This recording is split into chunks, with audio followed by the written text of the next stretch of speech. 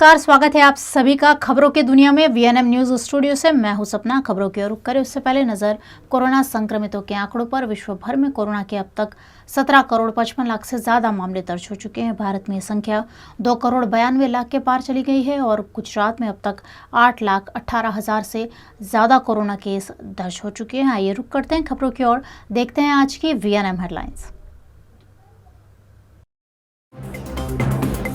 नकली रेमडेसिविर और कालाबाजारी मामले, बड़ी कार्यवाही। सूरत और भरूच में कई आरोपी गिरफ्तार। पश्चिम बंगाल से चीनी घुसपैठिया गिरफ्तार। भारत बांग्लादेश सीमा पर कार्यवाही। और कोरोना के बाद दूषित पानी से वडोदरा में हाहाकार, 3 की मौत, 20 बीमार।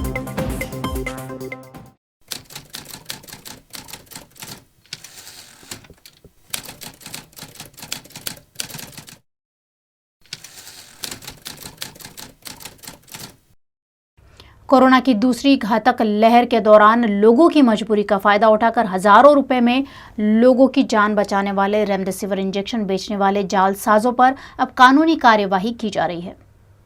कोरोना महामारी में डुप्लीकेट रेमडेसिविर इंजेक्शन बनाकर ऊंचे दामों में कालाबाजारी करने वाले गिरोह के मुख्य आरोपियों को सूरत शहर क्राइम ब्रांच ने गिरफ्तार किया है और उन पर कानूनी कार्यवाही की है। तारीख 30 अप्रैल 2021 के दिन मोरबी, गुजरात राज्य के मोरबी शहर में से डुप्लीकेट रेमडेसिविर इंजेक्शन के साथ एक व्यक्ति की धरपकड़ की गई थी और उनकी पूछताछ के अंदर ये जो इंजेक्शन सूरत के अंदर कहीं से बने हुए थे, इसकी वजह से मोरबी पुलिस ने सूरत शहर क्राइम ब्रांच का संपर्क किया था और 1 मई 2021 के दिन सूरत शहर क्राइम ब्रांच और मोरबी पुलिस ने एक जगह ओलपाड़, जो एक सूरत के पास एक तहसील है, उसके वो पिंजरत गांव के अंदर फार्म हाउस के ऊपर रेड करके करीब 63,000 की करीब रेमडेसिविर इंजेक्शन बनाने की साधन सामग्री वहां से कब्जे की थी। और जो इंजेक्शन डुप्लीकेट बन रहे थे उसके अंदर जो मुख्य सूत्रधार थे कौशल महेंद्र वोरा और पुनीत गुणवंतलाल शाह, यह दोनों व्यक्ति और उनके साथ जो मदद करने में जो व्यक्ति थे, उन लोगों को सबको अरेस्ट किया गया था। और जो क्योंकि वो केस मोरबी पुलिस ने रजिस्टर किया था, तो मोरबी पुलिस ने इन लोगों को अरेस्ट करने के बाद आगे की कार्रवाई की गई थी उनके द्वारा।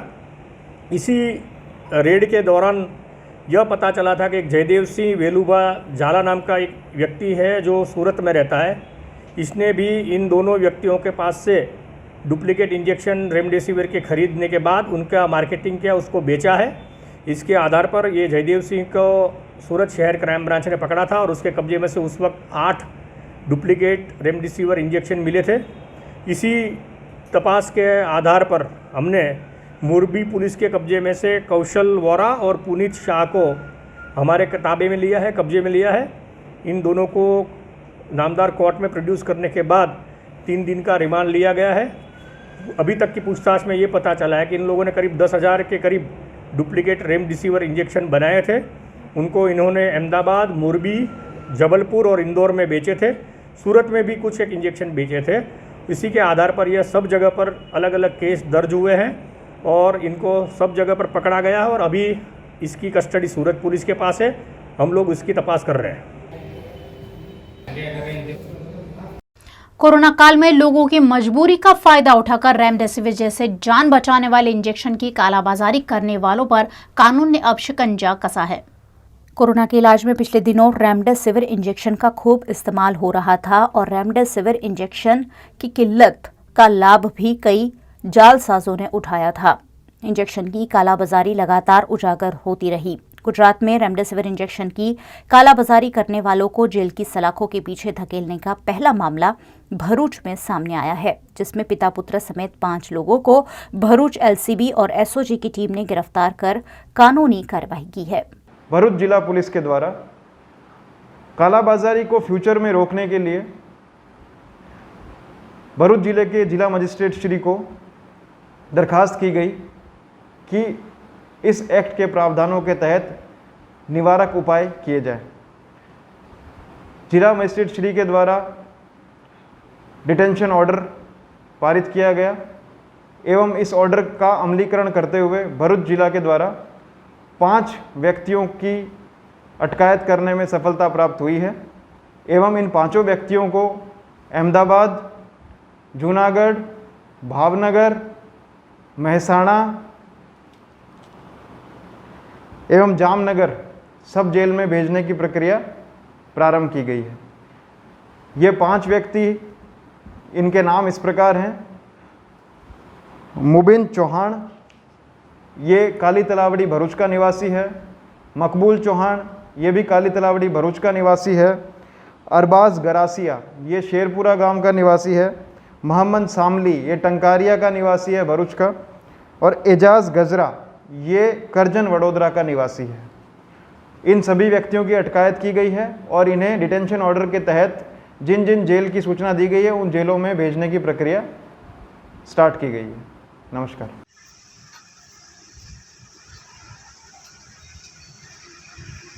बांग्लादेश से अवैध रूप से भारत में प्रवेश करते एक चीनी नागरिक को बीएसएफ ने पश्चिम बंगाल से अरेस्ट कर उससे पूछताछ शुरू की है।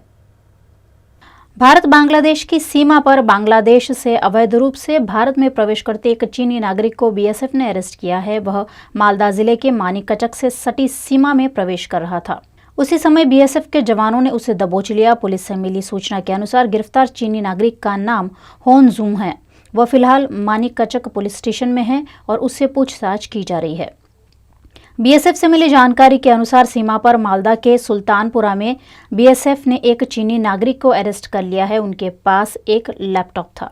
वह आज सुबह अवैध रूप से बांग्लादेश से आया था। बांग्लादेश के वीजा वाले चीनी पासपोर्ट को भी जब्त कर लिया गया है। बीएसएफ के 159 नंबर बटालियन के जवानों ने उसकी संदिग्ध हरकतों को देखकर उसे गिरफ्तार किया है। फिलहाल विभिन्न एजेंसियां उससे पूछताछ कर रही है।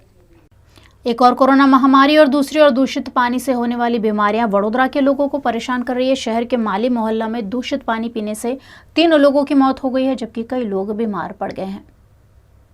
वडोदरा के वार्ड नंबर 8 के वार्ड कार्यालय में स्थानीय निवासियों ने तोड़फोड़ की। दरअसल यहां के माली मोहल्ला में पिछले 1 महीने से दूषित पानी आ रहा है और दूषित पानी पीने से कई लोग बीमार पड़ गए हैं। पिछले 1 सप्ताह में यहां दूषित पानी पीने से 3 महिलाओं की मौत हुई है। आज भी मीरा माली नामक एक महिला की मौत से आक्रोशित लोगों ने वार्ड कार्यालय पहुंचकर हल्ला बोल किया और अधिकारियों द्वारा कोई ठोस कदम नहीं उठाए जाने पर वार्ड कार्यालय में टेबल, कुर्सी और कंप्यूटर की तोड़फोड़ की। घटना की जानकारी पाकर पुलिस भी मौके पर पहुंची और मामले को काबू में करने का प्रयास किया। इस इलाके में 20 से ज्यादा लोग दस्त और उल्टी जैसी समस्याओं से परेशान हैं और कई लोग अस्पताल में एडमिट भी है। ऐसे में यहाँ के निवासियों का रोष चरम पर दिखा। છેલ્લા અમારા મોહલ્લામાં નાગરવાડા માળી મોહલ્લો વોર્ડ ઓફિસ સામે છેલ્લા 1.5 મહિનાથી ખરાબ પાણી આવે છે, ઓઇલી આવે છે, દુર્ગંધ મારતો આવે છે। અમે રજૂઆત કરવા છતાં પણ અધિકારીઓ સાંભળવા તૈયાર નથી, કોર્પોરેટર સાંભળવા તૈયાર નથી અને રજૂઆત કર્યા બાદ પણ એ લોકો અમને ધમકી આપે છે કે તમારે અહીંયા રજૂઆત કરવા માટે આવવું નહીં। અને અમારા વિસ્તારમાં 3 વ્યક્તિઓના છેલ્લા 1 અઠવાડિયામાં 3 વ્યક્તિઓના અવસાન થયું છે, એક્સપાયર થઈ ગયા છે। 3 લેડીઝ છે। જ્યારે અધિકારીઓને જણાવીએ છીએ તો અધિકારીઓ એવું કહે છે કે અમે તમારી પર केस कर देशु। तोड़फोड़ के बाद वडोदरा महानगर पालिका द्वारा माली मोहल्ला में पीने के पानी का टैंकर भेजा गया। कई दिनों बाद स्वच्छ पानी मिलने से महिलाओं ने पानी भरने के लिए भी अफरा तफरी मचाई। અમારે અહીંયા છે ને પાણી માટે ગંદુ બહુ જ પાણી આવે છે। પાણીની કોઈ અમારી સંભાળતું છે નહીં અને અમારે તોડફોડ કરી અંદર રજૂઆત કરી ત્યારે હમણાં બેરે ટેન્કર આવ્યું છે। એમાં અમારા 3 જણના મરણ થયા છે અને 9 જણ અંદર દવાખાનામાં છે। અમારે આજ પાણી 1 મહિનો થયો, એમાં 7 દિવસથી તો વધારે જ ગંદુ આવે છે ને કોઈ અમારું સાંભળતું જ નથી। કોઈ કોર્પોરેટર અમારું સાંભળવા તૈયાર જ નથી અને કોઈ કોર્પોરેટર આવતા જ નહીં। વોટ લેવાનો હોય તો જ આવે। આજે મહિનાથી ગંદુ પાણી આવે છે સાહેબ, મહિનાથી ગંદુ પાણી આવે છે। લાઈના 4 જણ મરી ગયા અમાર। ત્યાં કોઈ હેરાન કરે ને તારા તોડફોડ કરું તારા આવ્યો ટેન્કર આજે। 4 જણ મરી ગયા છે।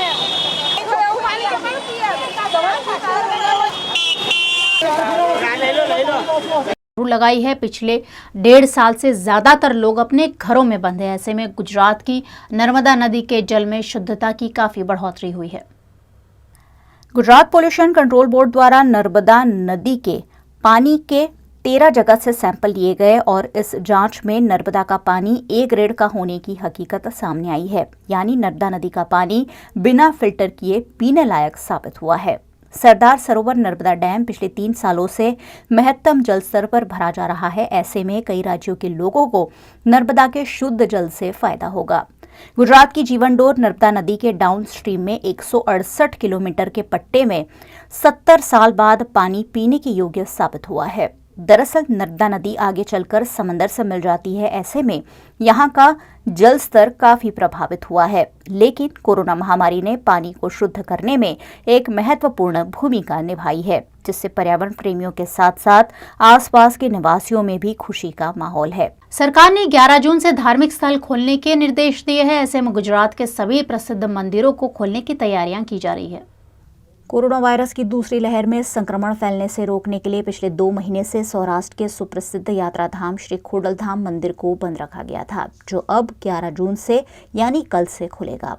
सरकार द्वारा दी गई सभी गाइडलाइंस के पालन के साथ मंदिर को खोलने का निर्णय खोडलधाम ट्रस्ट कागवड़ के चेयरमैन नरेश पटेल समेत के सदस्यों ने लिया है। मंदिर को सुबह 7 बजे से शाम के 7 बजे तक खुला रखा जाएगा और इस दौरान सैनिटाइजिंग, स्क्रीनिंग और सोशल डिस्टेंसिंग का पालन कराया जाएगा। ध्वजारोहण के लिए भी सिर्फ 50 लोगों को मंदिर में अनुमति दी गई है। डभोई तालुका के सुप्रसिद्ध कुबेर भंडारी मंदिर को भी 11 जून से भक्तों के लिए खोला जाएगा। यहाँ कोरोना गाइडलाइंस के पालन के साथ संक्रमण फैलने से रोकने के लिए विशेष नियम भी बनाए गए हैं। जय कुबेर भंडारी। कुबेर भंडारीना तमाम भक्तों ने सहर्ष जણાવતા આનંદ થાય છે કે સરકારશ્રીના આદેશ મુજબ ધાર્મિક સ્થાનો તારીખ 11/6/2021 શુક્રવારથી ખોલવાનો નિર્ણય કરેલો છે। જે આદેશ અનુસાર કુબેર ભંડારી મંદિર અને કુબેર ટ્રસ્ટને લગતા બાકીના મંદિરો આવતીકાલે તારીખ 11/6/2021 શુક્રવારના રોજ સવારે 7 વાગ્યાથી સાંજના 6:30 વાગ્યા સુધી મંદિર ખુલ્લા મૂકવામાં આવશે।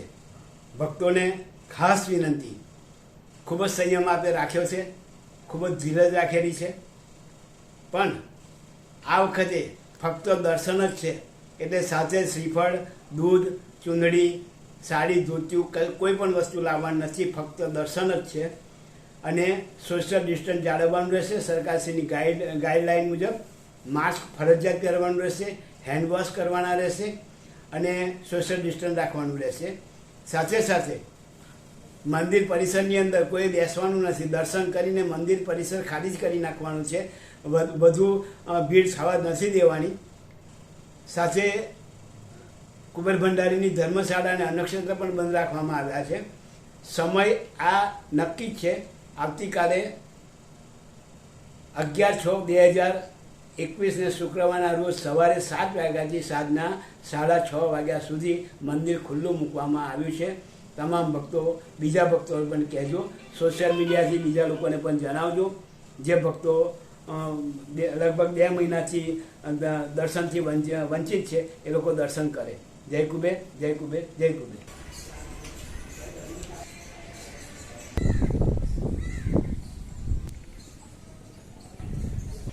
सौराष्ट्र के सुप्रसिद्ध यात्राधाम वीरपुर को 14 जून से दर्शन के लिए खोला जाएगा। 11 अप्रैल से जलाराम बापा का ये प्रसिद्ध मंदिर बंद है, जो अब 14 जून यानी कि सोमवार से भक्तों के लिए खुलेगा। यहाँ आने वाले श्रद्धालु टोकन सिस्टम के साथ जलाराम बापा के दर्शन कर पाएंगे।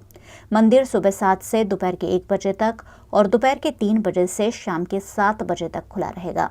सुबह और शाम को होने वाली आरती में श्रद्धालुओं को प्रवेश नहीं दिया जाएगा। फिलहाल वीरपुर के जलाराम मंदिर में अन्न क्षेत्र बंद रखा गया है। कई महीनों तक बंद रखे जाने के बाद अब धार्मिक स्थल 11 जून से खुल रहे हैं। सौराष्ट्र का प्रसिद्ध सोमनाथ मंदिर भी भक्तों के लिए कल से खोल दिया जाएगा।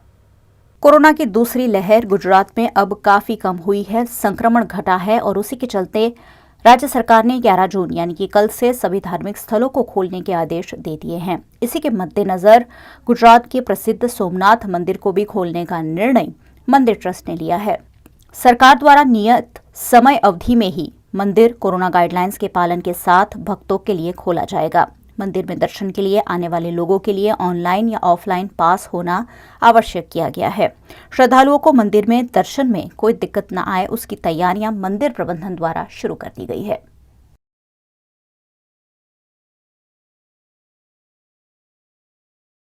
खबरों को देते हैं विराम, लेते हैं एक छोटा सा ब्रेक। युग धर्म नोटबुक, फाइल्स, स्टेशनरी खरीदने की आपकी अपनी पसंदीदा जगह। सालों से वडोदरा शहर के लोगों की पहली पसंद।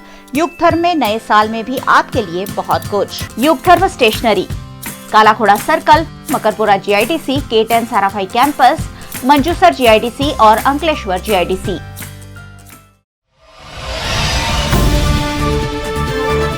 VNM न्यूज अब टीवी, यूट्यूब और फेसबुक के साथ साथ अवेलेबल है आपके एंड्रॉइड प्ले स्टोर में भी। VNM टीवी की एप्लीकेशन डाउनलोड करें और रहे शहर की खबरों से अपडेट। तो आज ही अपने प्ले स्टोर में जाइए, VNM टीवी की एप्लीकेशन डाउनलोड कीजिए और एक क्लिक पर ही देखिए शहर की ताज़ा तरीन खबरें दिन भर।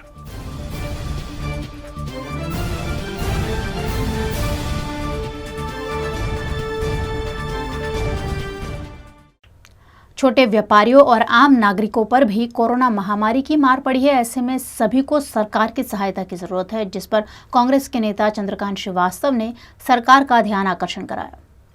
कोरोना महामारी के चलते पिछले कई वक्त से होटल, रेस्टोरेंट, मल्टीप्लेक्स समेत के कई उद्योग बंद हैं। ऐसे में गुजरात सरकार ने होटल, रेस्टोरेंट और मल्टीप्लेक्स जैसे उद्योगों को 1 साल के लिए प्रॉपर्टी टैक्स में और बिजली के फिक्स चार्ज से राहत दी है।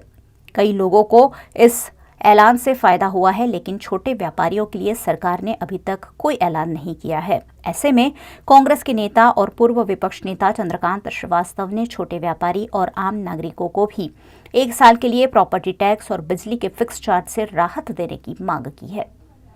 हमारी सरकार पासे नम्र विनंती है ने हमें दरखास्त चढ़ाई है कि नाना नाना व्यापारीओ, घर में रहता રહેઠાણના મકાનો, નાના નાના ઉદ્યોગ ચલાવતા લોકો, લારી ગલ્લા પથારાવાળા લોકો, આ તમામના ટેક્સ તો માફ કરો, સાથે સાથે એમના જીવનની અંદર જે પરિસ્થિતિનું સર્જન થયું છે, જેવું તમે કહેતા હતા કે ભાઈ છોકરાઓને ફીસ નહીં ભરવી પડે, અત્યારે લોકોને રિઝલ્ટ નથી આપતા, પાસ નથી કરતા, બહાર કાઢી મૂકે છે અને પરિવાર પાસે પૈસા ભરવા માટે નથી।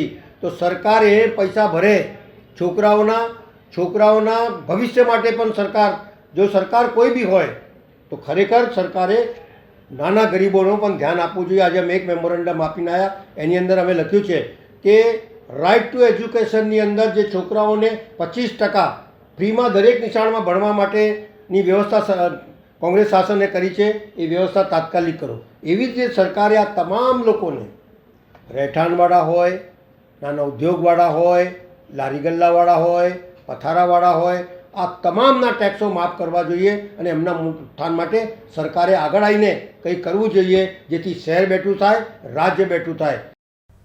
टिटरी एक ऐसा पक्षी है जिसके अंडे देने पर बारिश आने की सालों पुरानी मान्यता है। ऐसे में नवलखी मैदान में टिटरी के अंडे देखे जाने से शहरवासियों में खुशी की लहर दौड़ गई है। आधुनिक युग में मौसम विभाग किसानों को इस बात की जानकारी उपलब्ध कराता है कि इस बार बारिश कैसी होगी। उसी आधार पर किसान अपनी खेती की तैयारी करते हैं। पर आपको यह जानकर आश्चर्य होगा कि सदियों से एक पक्षी किसानों को यह बताता आ रहा है कि इस बार मानसून कैसा रहेगा। किसानों का यह मित्र उनके खेतों में अपने अंडों के माध्यम से बारिश की सटीक भविष्यवाणी करता है। किसान अंडों के आधार पर बारिश का अनुमान लगाते हैं। बारिश की भविष्यवाणी करने वाले इस पक्षी का नाम है टिटहरी, जिसके अंडों की संख्या और उनकी स्थिति से पता चलता है कि बारिश कितने माह और किस तरह की होगी। यदि टिटहरी ऊंचे स्थान पर अंडे देती है तो बारिश तेज होती है। यदि टिटहरी निचले स्थान पर अंडे देती है तो उस साल कम बारिश होती है। यदि 3 अंडे हो तो 3 माह और 4 हो तो 4 माह बारिश का अनुमान लगाया जाता है। वडोदरा के नवलखी मैदान में टिटहरी ने 4 अंडे दिए हैं और यह इलाका वडोदरा का ऊंचा इलाका माना जाता है। ऐसे में इस साल शहर में अच्छी बारिश होने का अनुमान लगाया जा रहा है। हरियाणा पासिंग की कार के चालक ने अकोटा में होटल विवांता निकट सड़क हादसे को अंजाम दिया। इस दौरान कई लोग बाल बाल बचे।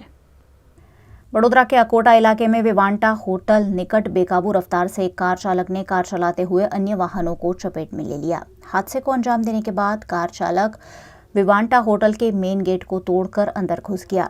ये कार हरियाणा पासिंग की थी और कार चालक होटल में ही ठहरा हुआ था। कार चालक द्वारा बेकाबू रफ्तार कार चलाने से ये दुर्घटना घटी। इस हादसे में कई वाहन चालक बाल बचे हैं। कार में कुछ नशीले पदार्थ होने की भी जानकारी मिली है। मौके पर लोगों के एकत्रित होने से कार चालक होटल के कमरे में ही बंद हो गया। घटना की जानकारी पाकर मौके पर पहुंची गोत्री पुलिस ने कार चालक को गिरफ्तार कर लिया। मैं यहाँ से पेट्रोल पंप की ओर था और एक फॉर्च्यूनर गाड़ी वहाँ से आ रही थी पेट्रोल पंप के तरफ। तो वहाँ से जो गाड़ी आ रही थी वो फुल स्पीड में आ रही थी, तो मैंने वो देख के बाइक छोड़ के मैं भाग गया। वहाँ से यू टर्न लिया फॉर्च्यूनर ने और सामने से जो 4 व्हीलर आ रही थी उसको धक्का दिया, हाफ किलोमीटर जैसा धक्का दे के वो अंदर आ गया, होटल के अंदर आया। होटल के अंदर आके गेट को तोड़ के फिर यहाँ होटल की जो गाड़ी खड़ी है ना उसको ठोक के यहाँ से फिर भाग गया अंदर।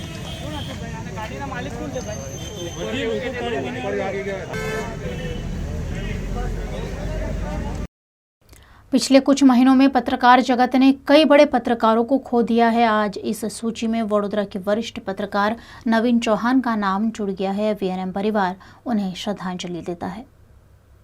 वडोदरा के जाने माने और वरिष्ठ पत्रकार नवीन चौहान का दुखद निधन हुआ है। नवीन चौहान पिछले कई सालों से वडोदरा के अखबार जगत में अपना नाम बनाए हुए थे। वडोदरा के नामी अखबार लोकसत्ता, गुजरात समाचार, संदेश और आखिर में जीटीपीएल ग्रुप के बपोर समाचार से वे जुड़े हुए थे। आज उनके निधन से वडोदरा के पत्रकार जगत में भी कभी न पूरी होने वाली कमी हुई है।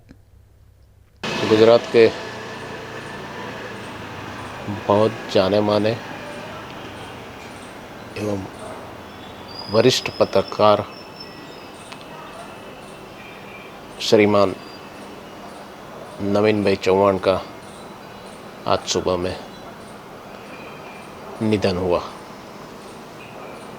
सुबह में ऐसी ये खबर आई, ये खबर पूरे पत्रकार आलम, गुजरात का पूरा पत्रकार आलम को हिला देने वाली खबर थी।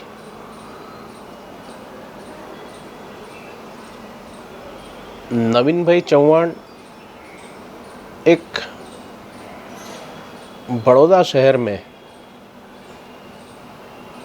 जितने भी बड़े बड़े अखबार हैं, इंडियन एक्सप्रेस ग्रुप के साथ जो लोकसत्ता था, गुजरात समाचार था, संदेश था, जो जीटीपीएल न्यूज़ था, वो सभी अखबारों में उनकी सेवा दे चुके थे। नवीन भाई के साथ काफ़ी सारी, मैं बोलूँ तो मेरी यादें जुड़ी हुई है, क्योंकि गुजराती जर्नलिज्म में मेरे जैसे कई लोगों ने उनकी कैरियर बनाई है, उसमें काफ़ी सारा योगदान नवीन भाई जैसे मार्गदर्शक का रहा है। पत्रकारों को अपने सर ऊंचा करके कैसा काम करना है, एक खुमारी के साथ कैसा काम करना है, स्पष्ट वक्ता के दौर पे कैसा काम करना है, किसी के दबाव में नहीं आना और आपको पत्रकारिता को आगे बढ़ानी, कैसे आगे बढ़ानी है, वो सब सीखने का मौका नवीन भाई के समय में हमको मिला। नवीन भाई ने सिर्फ पॉलिटिकल नहीं, जर्नलिज्म एजुकेशन फील्ड के साथ, जर्नलिज्म इंडस्ट्रीज के साथ, जर्नलिज्म हेल्थ के साथ, जर्नलिज्म डेवलपमेंट के साथ, वो सब एक जुड़ा दिया था। यानी हम ऐसा बोल सकते हैं कि जर्नलिज्म में नया दौर की शुरुआत उन्होंने की थी। आज जब वो हमारे बीच में नहीं रहे तो हम ऐसा बोल सकते हैं कि अब एक युग का, गुजराती जर्नलिज्म का एक युग का आज अंत आया है। नर्मदा डैम की बात करूं कि उन दिनों में जब बाबा आमटे एक रैली लेके नर्मदा डैम के खिलाफ निकले थे, वो रैली का बड़वानी से नर्मदा डैम तक कवरेज करने के लिए मैं और मेरे साथ हमारा एक तस्वीरकार था भरत पारेख, वो भी आए थे। उस दौरान एक ऐसा माहौल क्रिएट हो गया था, गुजरात वर्सेस नॉन गुजरात, यानी डैम के सपोर्टर्स एंड डैम के विरोधी, ऐसा एक माहौल खड़ा हो गया था। बड़वानी से हम लोग रिपोर्टिंग करते करते केवड़िया तक आ रहे थे, बीच में हमारी जान को खतरा हो गया था एक टाइम पे। मैं उस दिन आज भी याद करके बताता हूँ, अगर मेरे सर पे उस दिन नवीन भाई चौहान का हाथ नहीं होता तो हम लोग जिंदा नहीं बचते। नवीन भाई को हम सच्ची श्रद्धांजलि तभी दे सकेंगे कि जो गुजराती जर्नलिज्म ने उन्होंने जो भी अच्छा कुछ दिया है, आने वाली पीढ़ी वही अच्छा काम लेके आगे बढ़े, वही हमारी सबसे बड़ी श्रद्धांजलि होगी। Society for the physically handicapped संस्था द्वारा स्वास्थ्य विभाग के सहयोग से वैक्सीनेशन कैंप आयोजित कर दिव्यांगों को वैक्सीन दिलवाई गई। केंद्र सरकार और राज्य सरकार अब देश के हर नागरिक को कोरोना का टीका लगाने की हर संभव कोशिश कर रही है। जगह जगह कैंप लगाकर हर क्षेत्र के हर वर्ग के लोगों को कोरोना वैक्सीन देकर देश को हाई इम्यूनिटी की ओर ले जाने का प्रयास किया जा रहा है। इसी क्रम में वडोदरा में दिव्यांगों के लिए कार्यरत संस्था society for the physically handicapped में वैक्सीनेशन कैंप आयोजित किया गया, जिसमें करीब 100 लोगों को वडोदरा महानगर पालिका के स्वास्थ्य विभाग के सहयोग से कोरोना का टीका लगाया गया, ताकि इन दिव्यांगों को भी कोरोना वायरस से सुरक्षा मिले। आज society for the physically handicapped द्वारा कोरोना महामारी જે આખા વિશ્વમાં ચાલે છે તેમાંથી દિવ્યાંગ વ્યક્તિઓ પણ બાદ નથી અને આ દિવ્યાંગ વ્યક્તિઓને વેક્સિન લેવામાં ઘણી બધી તકલીફો પડતી હતી, કારણ કે ઓનલાઈન રજિસ્ટ્રેશન ના થાય તો કદાચ જે તે સેન્ટર ઉપર એ લોકો વેક્સિન ના લઈ શકે અને પાછા આવવું પડે। એટલે અમે વડોદરા મહાનગરપાલિકાને રિક્વેસ્ટ કરી કે ભાઈ દિવ્યાંગ વ્યક્તિઓ માટે ખાસ જુદી અમોને વ્યવસ્થા આપો અને આજે અહીંયા માનસિક ક્ષતિવાળા, ઓએચ ગ્રુપ, બ્લાઇન્ડ અને મૂકબધિર, આમ ચારેય ગ્રુપના દિવ્યાંગ વ્યક્તિઓ જે લોકોને વેક્સિન લેવાના બાકી હતા એવા આજે 100 જેટલા દિવ્યાંગ વ્યક્તિઓને અહીંયા વેક્સિન આપવામાં આવ્યું છે। ખરેખર ખૂબ આનંદની વાત છે કે આ 100 વ્યક્તિઓ કોરોનાથી બચશે।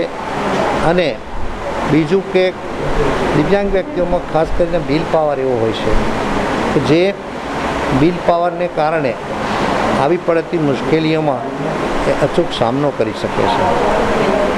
એટલે આજે અમે આ દિવ્યાંગ વ્યક્તિઓ માટે ખૂબ સારી વ્યવસ્થા કરી, કોર્પોરેશનને સાથ અને સહકાર આપ્યો, તે બદલ અમે કોર્પોરેશનનો અને વ્યવસ્થાપકોનો ખૂબ ખૂબ આભાર માનીએ છીએ।